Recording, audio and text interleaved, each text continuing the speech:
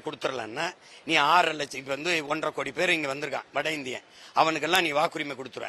பீகார்ல வெளியேறினாலும் 60-70 லட்சம் பேர் எல்லாம் இங்க இருக்கான். அவனுக்கு கொடுத்துட்டீங்கன்னா இது இன்னொரு இந்தி பேசுற மாநிலமா மாறும். இப்ப எங்கள்ல 1.5 கோடி நாங்க கவுண்டர்கள் இருந்தா மொத்த கவுண்டனும் ஒன்னா இல்ல. நாங்க 2 கோடி படையாட்சி இருந்தா மொத்த படையாட்சியும் ஒன்னா இல்ல. 1.5 கோடி தேவர் முக்குளத்தோர் இருந்தா நாங்க ஒன்னா இல்ல. நல்லா கவனிங்க, அவன் ஒரே மொழியில ஒன்னா நின்றுவான், இந்தின்னு ஒன்னா நின்றுவான். அவ்வளவும் பிஜேபி ஓட்டர்ஸ். உங்களுக்கு சத்தியம் பண்ணி அண்ணன் சொல்றேன், காங்கிரஸ் ஓட்டர்ஸ் கூட கிடையாது. முழுக்க அவன் இந்திய திணிச்சா எதிர்ப்பான். இந்த தமிழ் பையன் இந்திக்காரனை திணிச்சா என்ன செய்வான்னு தவிர்க்க முடியாத தொழிலாளியா அவனை கொண்டாந்து இறக்கி குடியமர்த்தி, இதே மாதிரிதான் இமய வர இருந்தா நான் நிலத்தை இழந்து இங்க குறுகியிருக்கேன். தம்பி, வரலாற்றுல காலடியில் இந்த ஒரு பக்கத்துல எனக்கு ஒரு தாய் நிலத்துல என் கண்ணு முன்னாடி அடிச்சு விரட்டப்பட்ட அனுபவம் இருக்கு எனக்கு. அந்த காய் என்ன ஆறல, இங்க இருந்து விரட்டுவான்.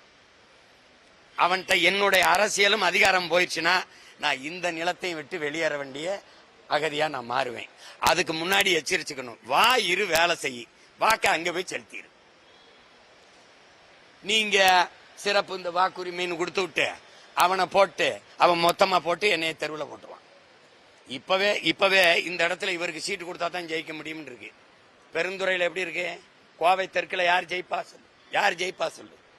அம்மா வானதி ஜெயிச்ச 20,000 ஓட்டு இருக்குல்ல, யாரோட ஓட்டு யாராவது சொல்லுங்க.